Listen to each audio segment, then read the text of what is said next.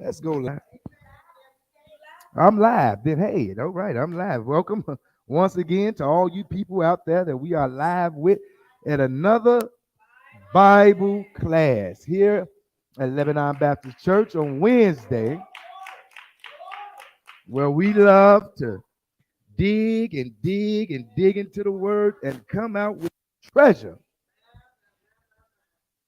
Now, before you guys tuned in, I was just saying to those of us that are here that every day that God speaks to that spirit that is you and wakes you up, and every day that he wakes you up and speaks to that spirit and say, arise,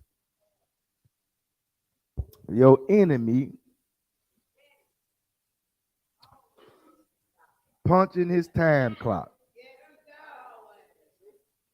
From the moment God say arise, the moment he punch in his time clock to try to get you and I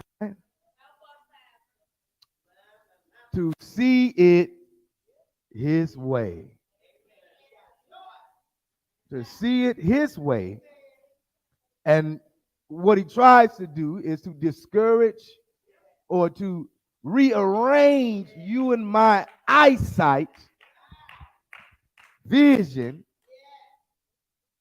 and mental capacity from seeing it God's way. And he's on his job 24 hours a day. He is trying to get you and I to not see what God say, but to see what our eyes say. Isn't that crazy? Speaking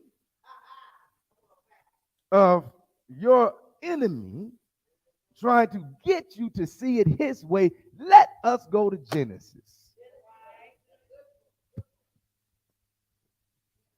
I have been honestly trying to leave this thing alone with Eve. I said, God, let me get off of Eve because I might say something I'm trying to stop myself from saying. But he will not let me leave this alone. So obviously,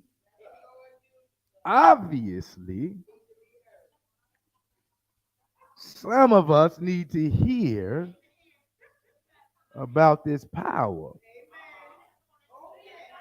And since we're interjected in this part of it, some of us obviously need to know how to protect our power.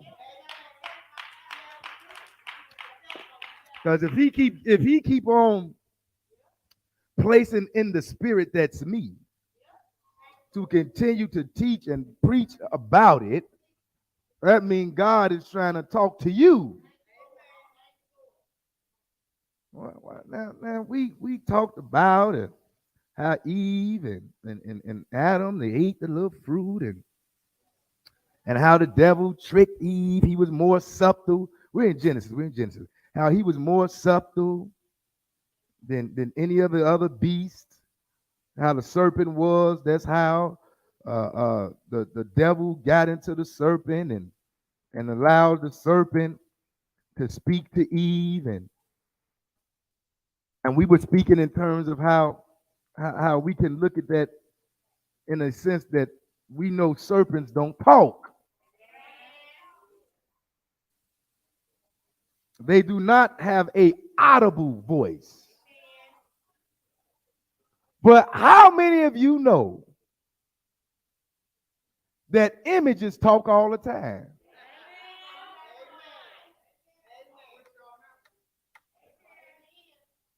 They don't have to audibly speak anything. But an image itself can get into your mind, get into your thoughts, and what happens is your thought talk to you concerning that image. Your thoughts, they self will speak their words in your mind concerning what you see. I'm gonna prove it. I'm gonna prove it in 1 second. I'm gonna prove it because the Bible said. The Bible said. The Bible said. Let me show you how I know I'm talking about seeing first. Seeing is by what you see can cause you to speak. The Bible said. The Bible said. We only right here in the 3rd chapter, but if you go to the first 2 chapters, you'll find out that everything God created, when he was done creating it, it said, and God saw it was good. And God said, it's good. Now, God is a spirit, correct? Right? God is a spirit. At this point, man have not yet been made. Right? Right? So if man have not yet been made, and God is seeing, a spirit is seeing that what he has made was good, then spoke, it's good, because the Bible said, then God saw it and said, it was good. Now, if there's not a man yet made, how is God speaking? How is God seeing? And why is God talking to himself? I'm going to help you explain all three of them in 1 second, but I don't, because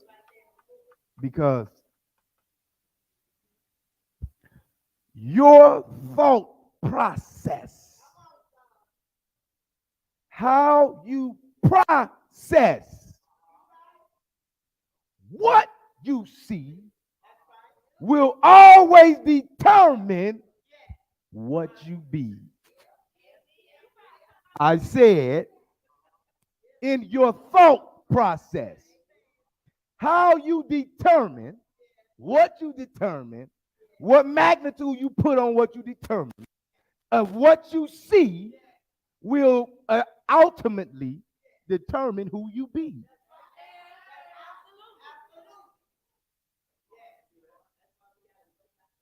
Because watch this. Interject, put my string right here, and go over a little bit away from the Bible. Because watch this. I can guarantee you, this is first for the men. In any sports arena, when it get to the apex, the paramount, the pinnacle of whatever that sport game is. If it's football, it's the Super Bowl. If it's basketball, it's the finals. If it's hockey, it's the Stanley Cup. It's still the finals, though. I can guarantee you, out of the two teams, whether they are equal in talent or not, the team that sees themselves winning ultimately, now Michael, I didn't say the team that one person on the team see themselves winning. I said the team.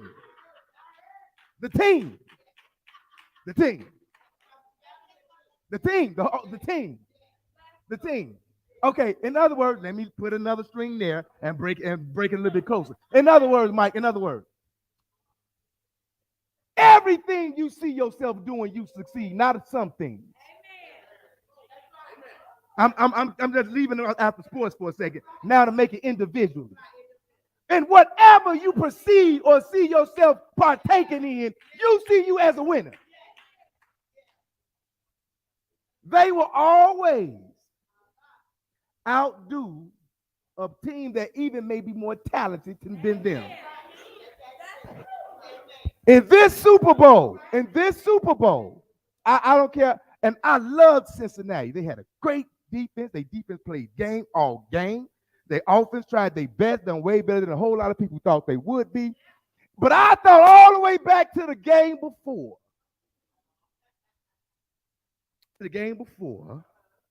when St. Louis beat the team before they got to Cincinnati. Some team. And when they got done, when they finally look, because it was a hard fight. I'm trying to show you how when your thought process controls what you see, how it can all be good. Now, that was a hard fought fight. But at the end of the game,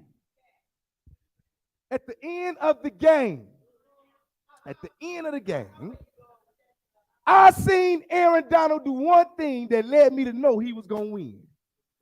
When he got done beating San Francisco, he ain't even made it to the Super Bowl yet. He know he's going, though. He did this. I'm coming for a ring. He said, I'm coming. He said, yeah, we just won the NFC championship, but I'm coming for the ring. He said, I want the ring. In other words, just getting to the big game, that ain't enough.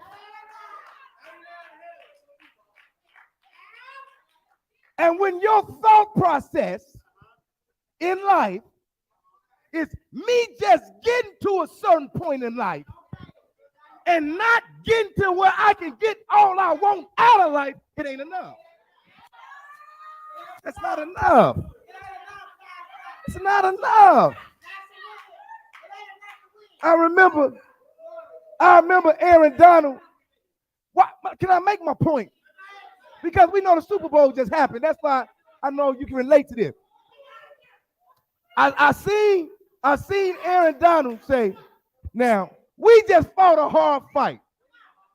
San Francisco just gave us all we can handle. But Aaron Donald said, I'm not done. I want this. And watch that, I'm telling you, Joy, how if your thought process is contingent on how you think to make what you think what you see instead of what you see what you think, how it'll be good. Now watch this. End of the game. Super Bowl. Was it not the Super Bowl? The end of the game. 2 plays left. All they needed to do was get in field goal range. Guess who showed up? Because when you get to the point where you at the point where what you thought you now can see, ain't nothing gonna stop me from giving my all to make, watch this, to make what I see good.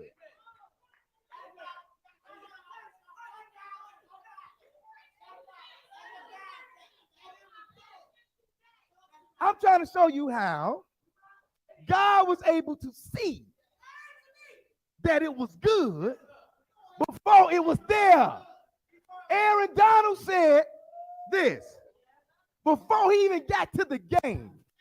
And wouldn't it be just at the moment the game is in the clutches of winning or losing, Aaron Donald made 2 plays. The 2 plays that prevented the team against him from winning, and the 2 plays that kept his team on top. He saw it good. All game, they were tripling them, they were chipping them, they was doubling them. All game. You know how the devil do you, how he started your day off with some bull crap, and then he throw something in your way in the midst to try to chip you while you still moving in that day. But if you just hold on and remember and think about what you seen and what you spoke about what you've seen. God said, and it was good. Now let's go to Genesis. I just wonder, because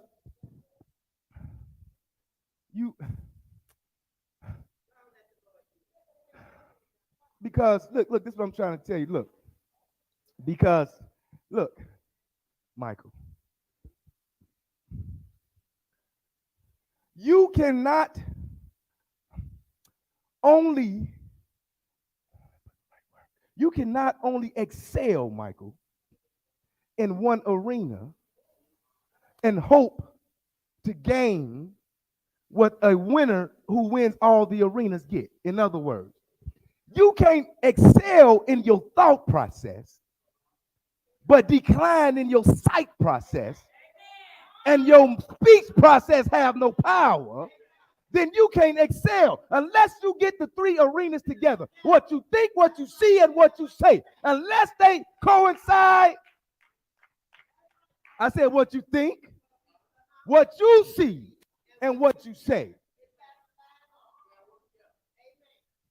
In order to get the prize, when he talk about the prize of what's the prize of the mark of his high calling towards us, and to get that prize, you have to have all three intact.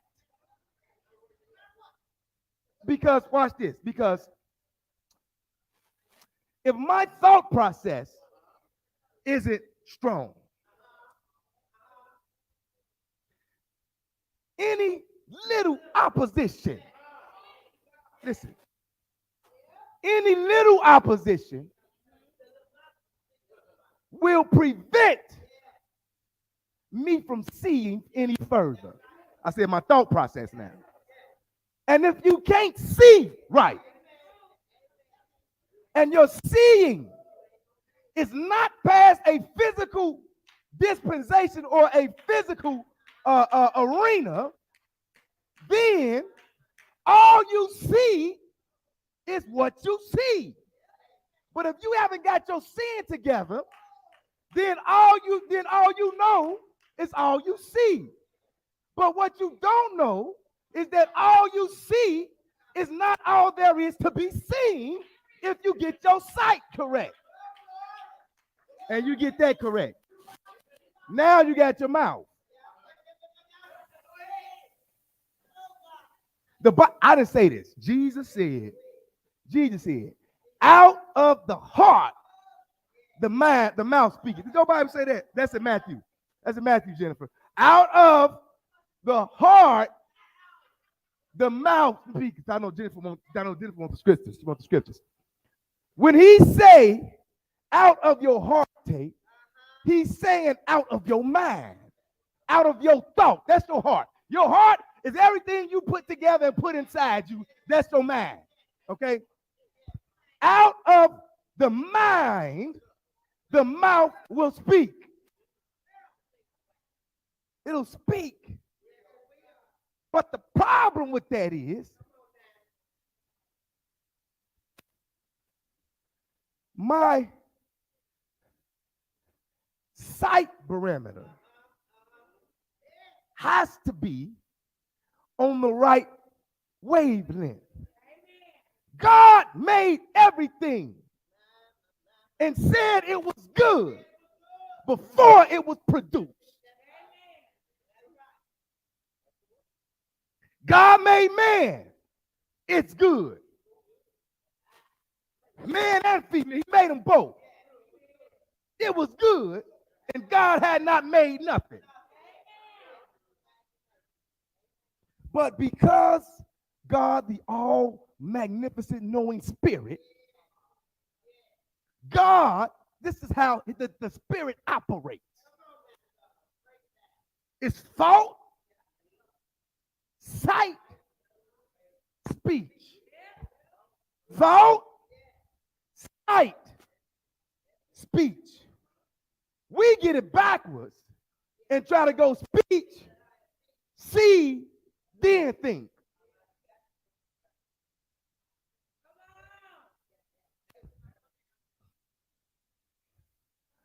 Let me tell you this. If watch this, watch this, watch this. If you don't think it, you will never see it. Never, you never see it. And watch this tape. And if you don't see it, you will never speak it. If you don't think it, you will never see it coming to pass. If you don't think this can happen in your life, you will never see it coming in your life. If you don't think God is who he said he is to you, then you will never see God being that to you. And if you don't see God as being the God he said he is, then you hold your mouth shut from speaking the words God said you can speak. If you don't think it, you will never see it. If you don't see it, God, you would never try to speak it.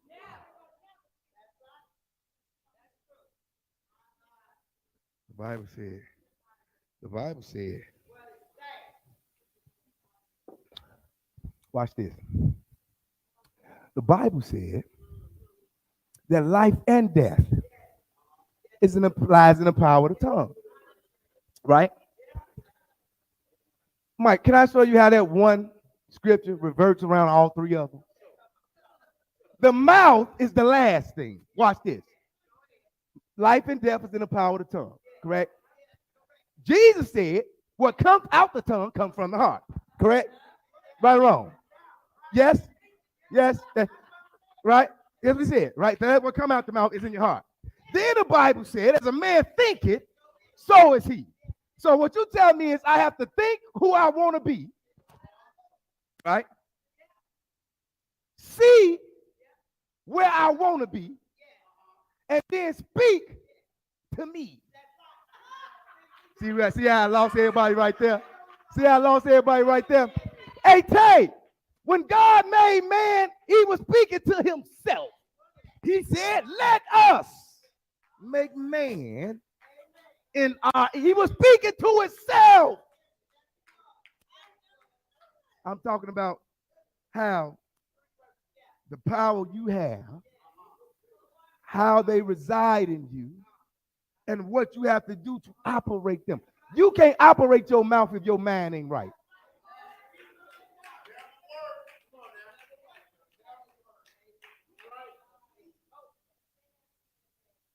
Because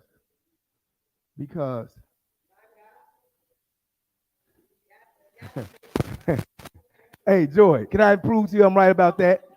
Because Joy, I know Joy needs a lot of help, so I'm trying to help her. I know she needs help. I'm trying to help her. The Bible said, Jesus said this. Jesus said, be quick to hear and slow to speak. You know what quick to hear means, Tate? You know, you hear what comes in through your ear gate, goes into your mind, and you reason with. He said, quit speaking so much. Quit speaking so quickly without having a thought process made right. See, we just speak off impulse.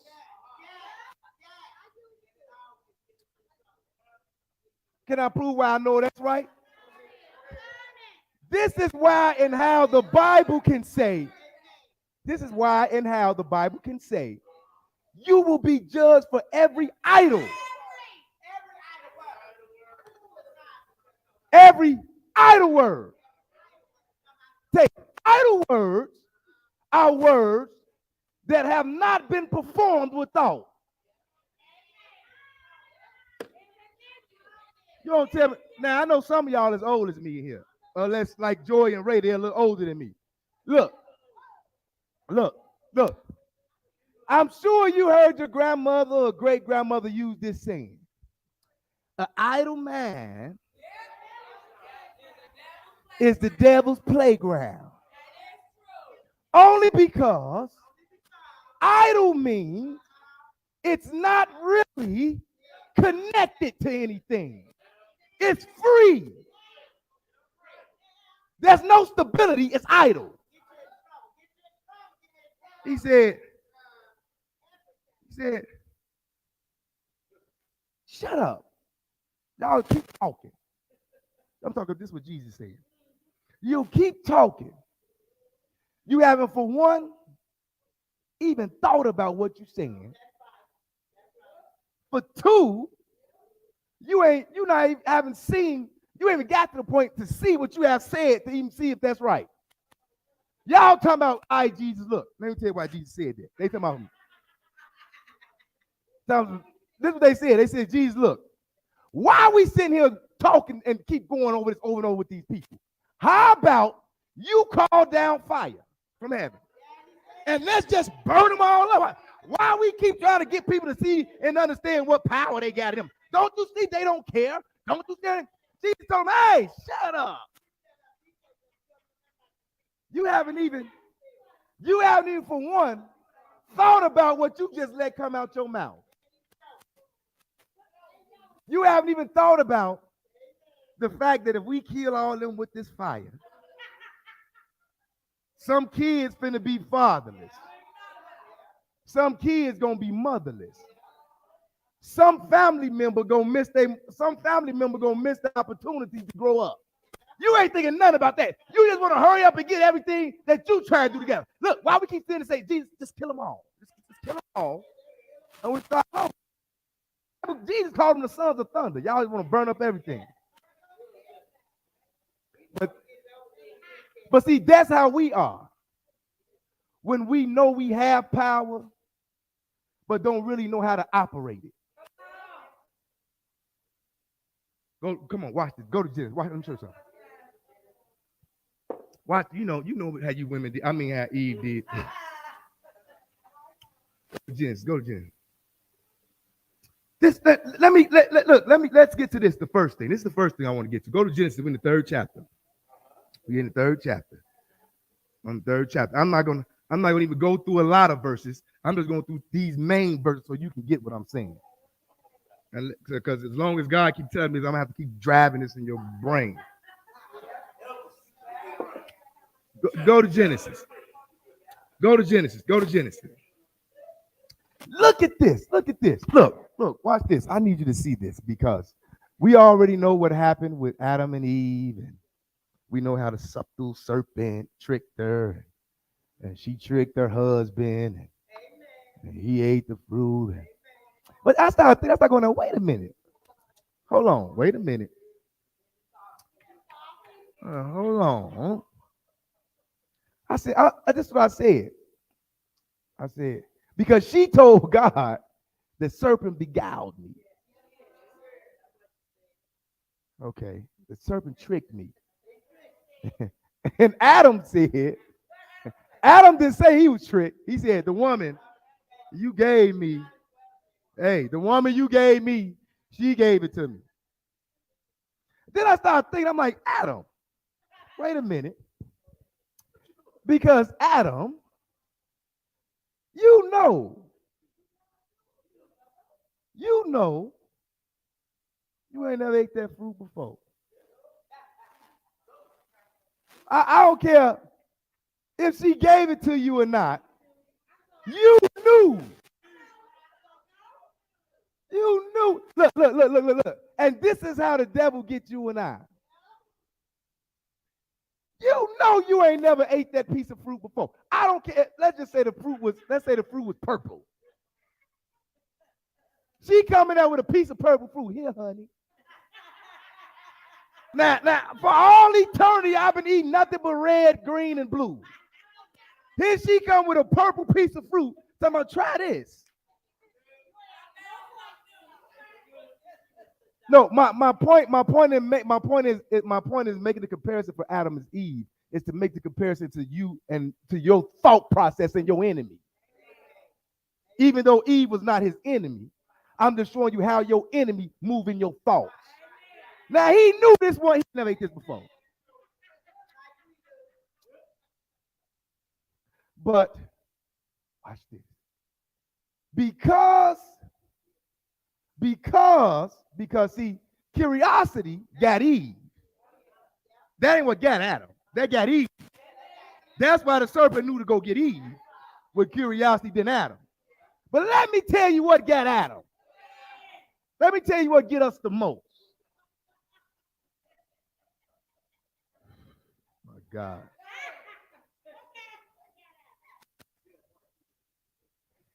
Getting tired. Watch this, watch this, watch this.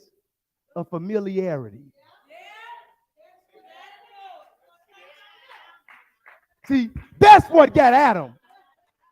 Getting tired of familiarity. And here's the thing. Here's the thing. Here's the thing. Look, watch this. Watch this.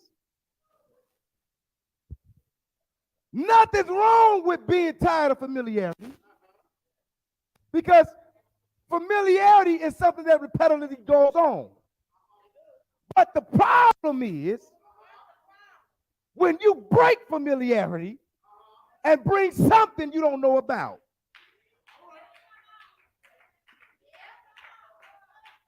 I said, when you break that familiarity that's been doing good for you, I said it's been doing right for you. It's been taking care of you. It's been putting your best interests at heart first. And you break that. You move to something else. Thinking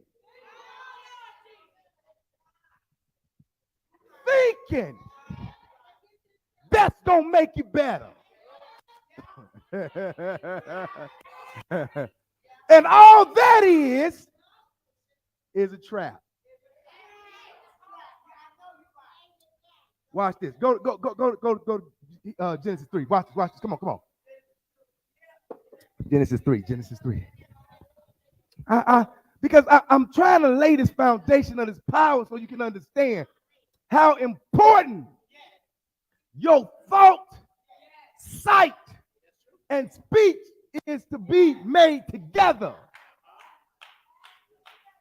Unless the three are connected, you're not working at full capacity.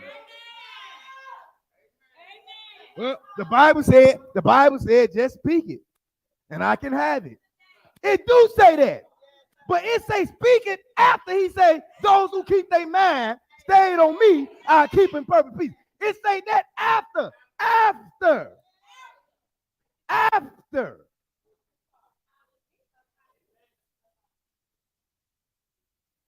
He say, those who keep their mind on me, I'll keep them in perfect peace. He said, see, it say that after. He say, by this people will know you my disciple. It say that after. Thought, sight, man. It have to line up. You can't just be thinking you can say something and it's supposed to happen. If you can't see it, or you haven't thought or saw yourself with it, you just speaking.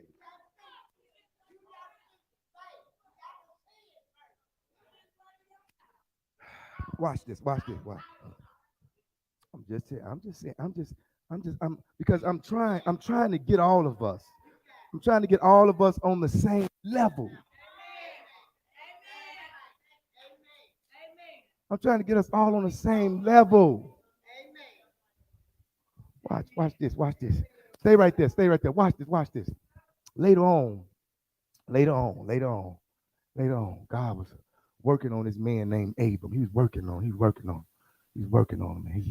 He said to him, he said, Abram, I'm gonna make you the father of many nations. That's what God said. And you gonna be the first of many.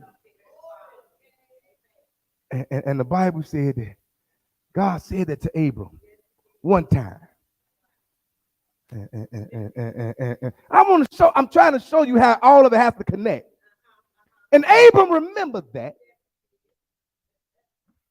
God told him, he said, I'm going to make you a man of many nations and a father of many nations. And Abram started saying, okay, I can see this. I can see it. Abram started thinking, I'm going to be a father of many nations. Good, good, good, good, good. Okay, I got it. I got it, God. I got it. I got it. I got it. Abram could see that tape. Let me show you how they all have to line up. But what he could not see, Michael, where we fall, was the physicality of God doing a miracle. Say, prove it. Abram and Sarah, his wife, said, now wait a minute. We believe what he said.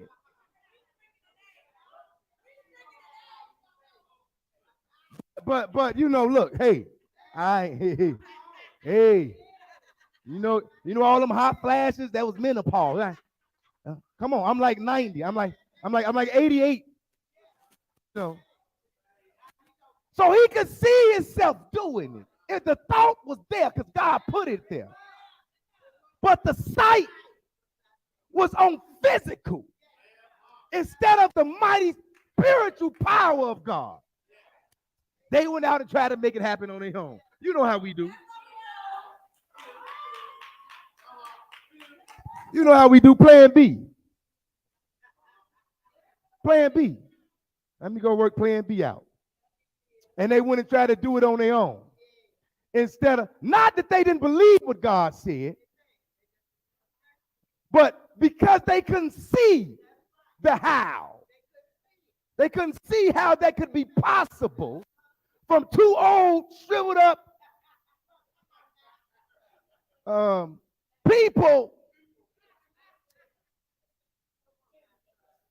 people who were way beyond the age of producing life.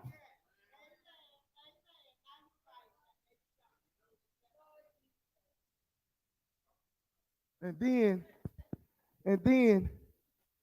God had to come around and say, what did I tell you? Didn't I say you was going to be a father? Did not I tell you that you was going to bear a son from Sarah? From Sarah. I said you're going to have a son from your wife. I didn't tell you to go try to make a path for me to come down. And that's what we do when we can't see. When we can't see the how of what we think, we gonna try to help God out. And when you try to help God out, all it does is make enemies with the true plan of God. Now, Israel and Syria have been fighting how long? Still fighting right now. Only because they tried to help God, because they couldn't see how God could. You know, see, that's our problem. That's why Jesus said, stop thinking on things down here. Keep your mind on things up there. Because if all you keep thinking about is things down here, all you're going to be able to see are things down here.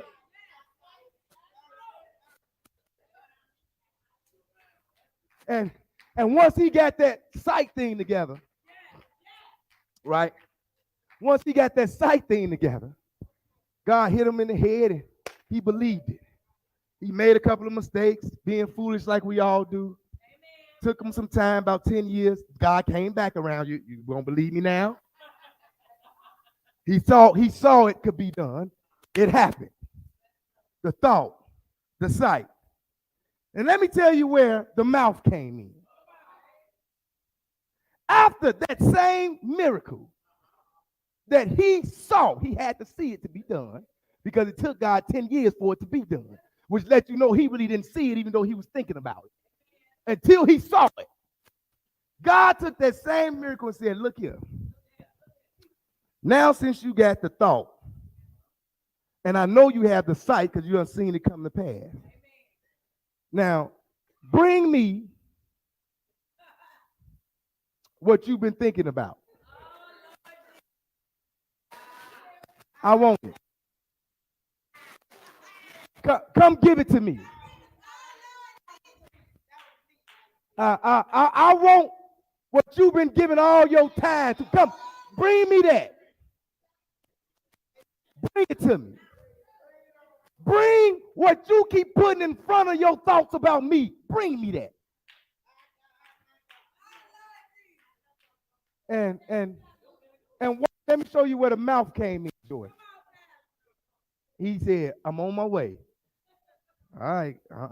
Because I got the thought and the sight thing together. And he said, he was on his way. He told me, y'all stay here for a minute. Me and this boy going to go a little further. And I'm worship. And me and the little boy, we're going to go worship a little further.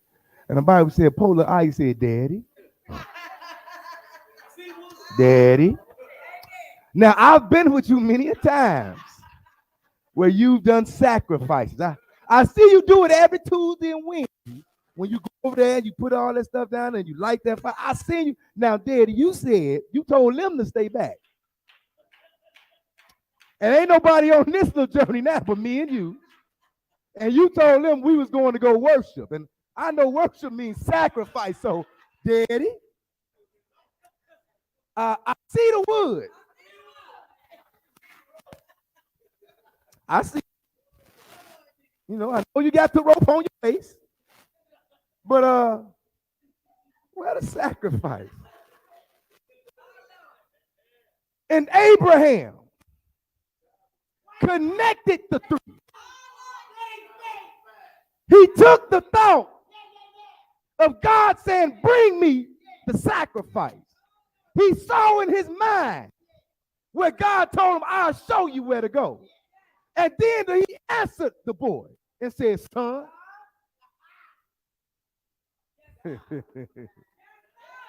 listen to me. I'm trying to get you somewhere. Listen to me, Michael.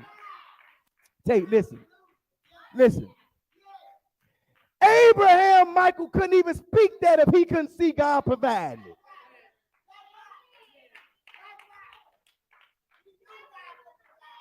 No. He said, son. This is the part I like. This is how when you know your mind and your sight and your mouth meet up together. He said, son, God, watch this, Mike, watch this, will provide his own sacrifice. Listen. His own sacrifice. Michael, can I tell you why he knew that? Can I tell you why he knew? Because he knew God spoke to him to bring a sacrifice. See, you went over your head. Let me help you. Because God told him, bring thy son, thy only son, whom you loveth, and take him to a place I will show thee. Bring him and offer him to me. Abraham had to, before he even went on that journey, Michael, think, see, and speak to himself. God gonna provide the sacrifice. I waited too long for this, Jesus. No. I waited too long to get to this spot. I fought too hard to get right here. I've been through too much to get to this point. God will provide his own sacrifice. Talking about when it's all connected.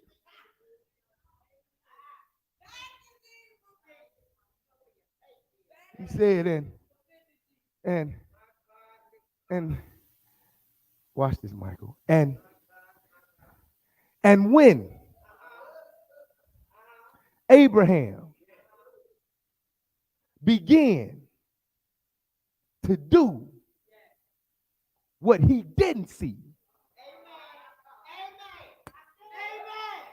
When Abraham began to do what he did not see, God stopped him.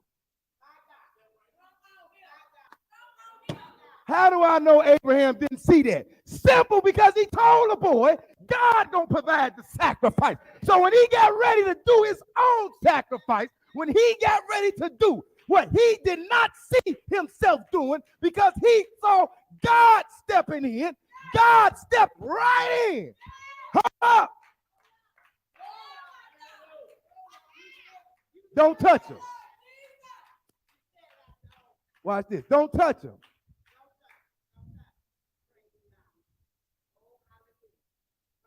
What you saw, what you thought, and what you let come out your mouth. Turn around. It's all right there because you saw it, you thought it, you spoke the sacrifice. Since you spoke, turn around. Untie the boy. See, you think God just trying to take what you love because he's trying to take it from you. He ain't trying to take it from you. God trying to show you how to sacrifice and willingly give it to get what you're really waiting for.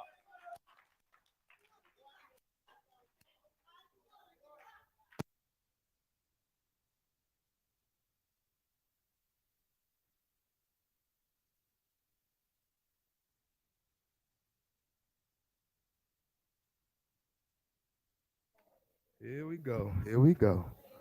All right. Listen. Y'all didn't even let me get to my message. Look.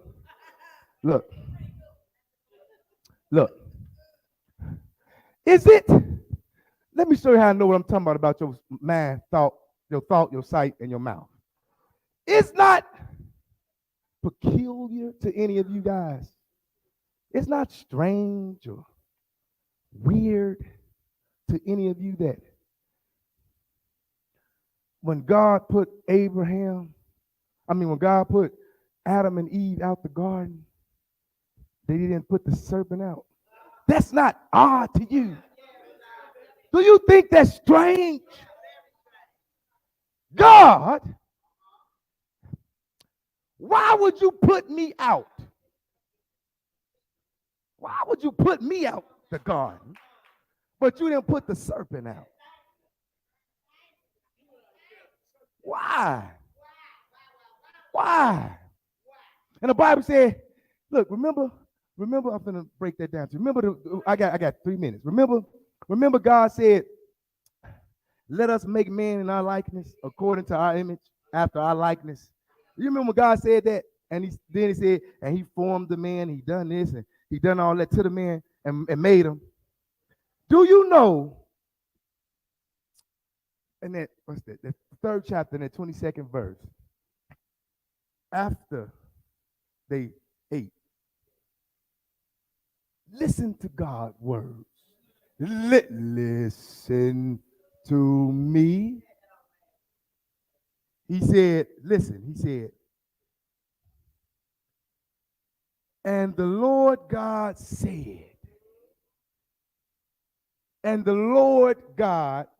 said,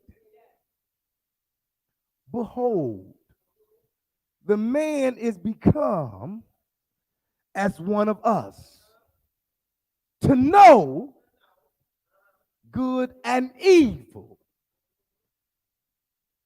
And now, lest he put forth his hand and take also of the tree of life and eat and live forever.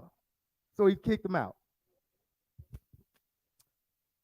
God said, let us make man in our image according to our likeness, over there in the second one. But right here, after he's seen and failed, he said, behold, man has become as one of us.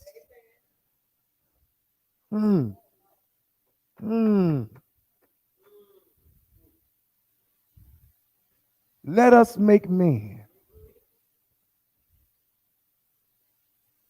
in our image, after our likeness. Behold, the man is become as one of us.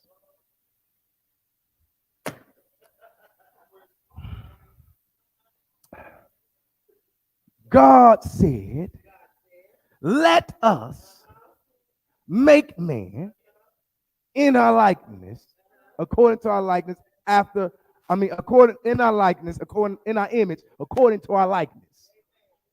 Behold, man has become as one of us, like us.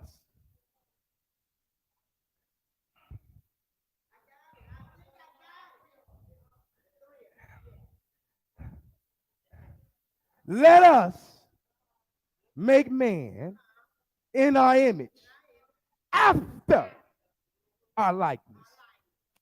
Behold, man has become as one of us, knowing good and evil. What is the connection? What's the connection? What's the connection? What's the connection? What's the connection?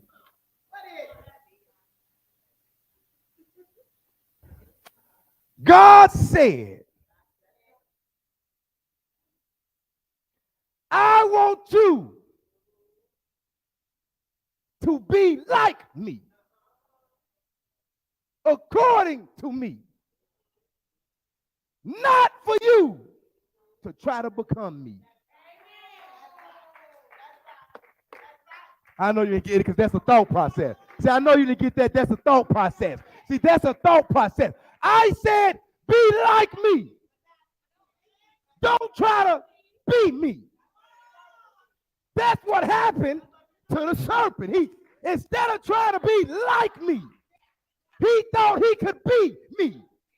And when we don't have the three connected, it tries to make us be God instead of being like God.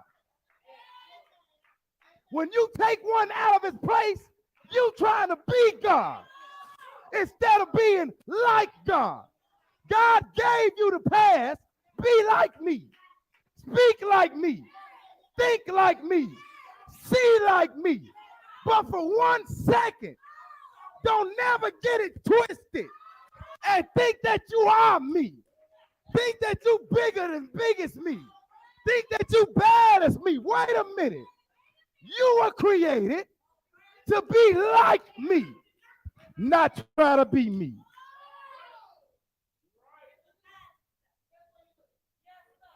So, see, it's a thought process because when you think, it's a very thin line. A very thin line, Michael. It's a very thin line. It's thin. It's very thin. It's a thin line between confidence and arrogance.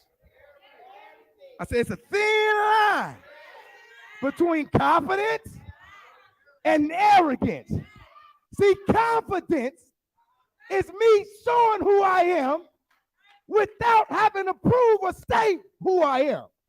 Arrogance make me at every opportunity remind you of who I am. Confidence don't gotta speak. Arrogance will never shut up.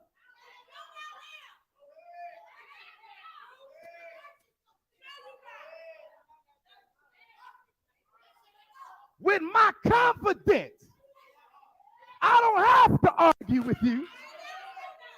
I don't have to prove my worth to you with confidence because I'm confident about what I believe, because I have confidence in who I say I believe in.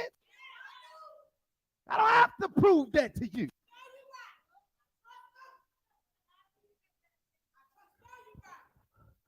My works speak for me. My work, in other words, Michael, my behavior speaks for me.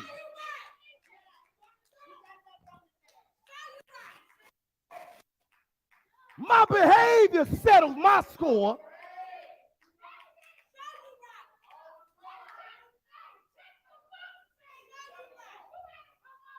It's a thin line between confidence and arrogance. God said, hey, God said, he'll become like us, knowing good and evil. It was never his plan for you to know evil. Hey, Joy, you don't have to always know a thing to know about it.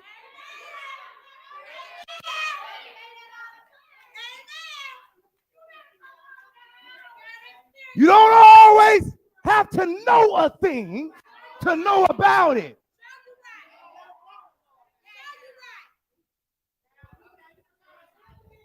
I've never done heroin in my life, Mike.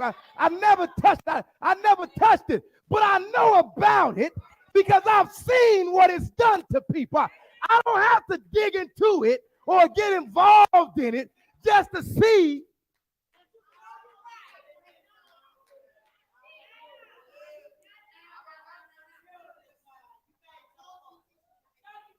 Yo, I'm done. Yo, what I'm trying to get you to see is that your thought process has to line and be in line with your sight. You can't think. You can't think in heavenly kingdom principle, seeing worldly results.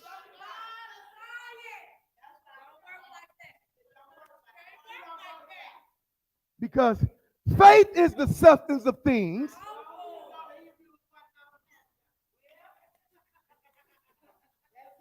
Faith is the substance of things hoped for. And it's the evidence of things not seen. Meaning not seen physically.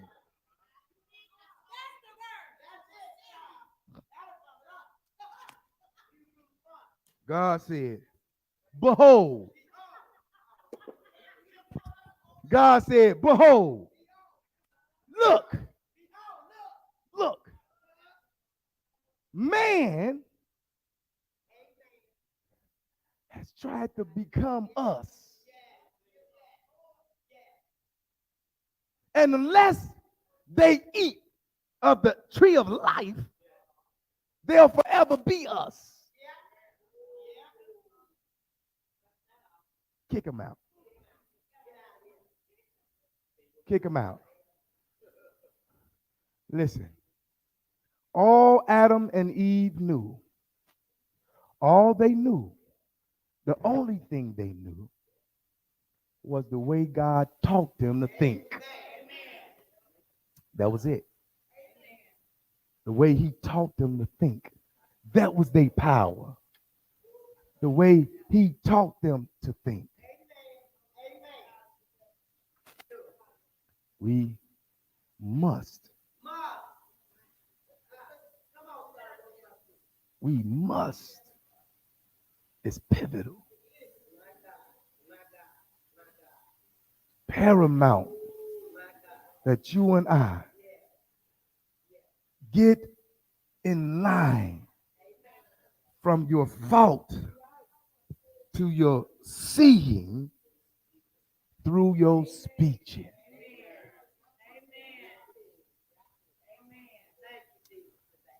It's the Father, the Son, and the Holy Ghost.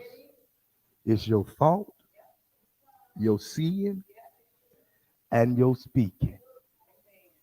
The three must be one in order to use the power they possess. We'd like to thank all you guys for tuning in. All those who have tuned in, thank you once again for tuning in to Bible class. God bless you. We will be here Sunday. Actually, we will be here Saturday for the children's extravaganza. So please, all you guys, make sure that you bring your children, teenagers too. I want you guys here for the extravaganza Saturday. That'll be Saturday. I believe that started at 4 at 3 o'clock. That'll be Saturday. Saturday. Then we'll see you here again on Sunday. Please, I want all you guys to come on. The teenagers to come too. I want everyone to be here for the extravaganza. This is Black History Month. And this is our last week. And this is our last week. And all assessments are due Sunday for all the children and all the young people. I believe you guys know the assessment. They all are due Sunday for our children. So we want to make sure that we play a part and we do our best that we can do. Put our thought, eyes, and mouth together so that we can make sure that uh, uh, this Youth Month and Black History Month is a success. Come on, God bless you. Thank you for tuning in. Let us all stand. Let us get up out of here. I gave you the extra 5 minutes. That's all I can